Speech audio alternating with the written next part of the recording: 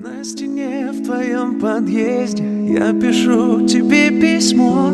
Начинаю на 10-м, а закончу на 8-м. Ты обычная девчонка, я не принц и не герой, но я обещаю только, что всегда буду с тобой. Ее улыбка беззаботная, с ямочками, и я уже путаюсь в мыслях беспорядочно. Пытаюсь подобрать слова к тому, что объяснить нельзя. Она все смотрит и улыбается. Глупая ситуация. Откуда ж ты свалилась на мою голову? Она к таким переменам была явно не готова.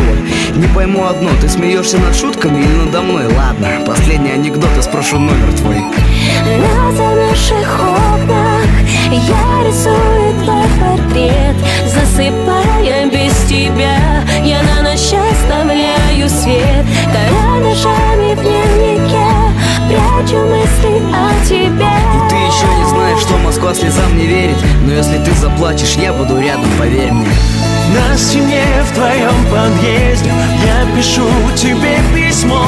Начинаю на 10-м, а закончу на 8-м. Ты обычная девчонка, я не принц и не герой, но я обещаю только, что всегда буду с тобой.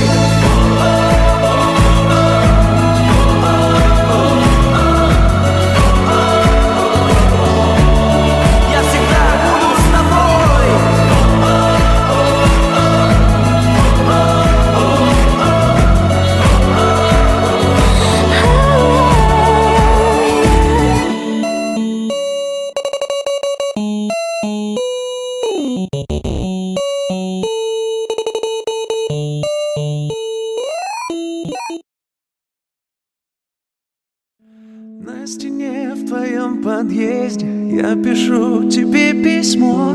Начинаю на 10-м, а закончу на 8-м. Ты обычная девчонка, я не принц и не герой, но я обещаю только, что всегда буду с тобой. Ее улыбка беззаботная, с ямочками, и я уже путаюсь в мыслях беспорядочно. Пытаюсь подобрать слова к тому, что объяснить нельзя. Она все смотрит и улыбается. Глупая ситуация. Откуда ж ты свалилась на мою голову? Она к таким переменам была явно не готова.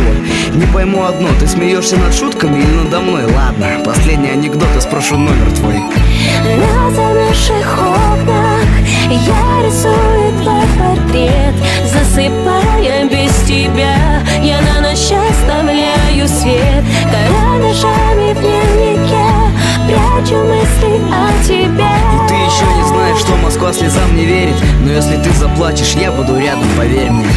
На стене в твоем подъезде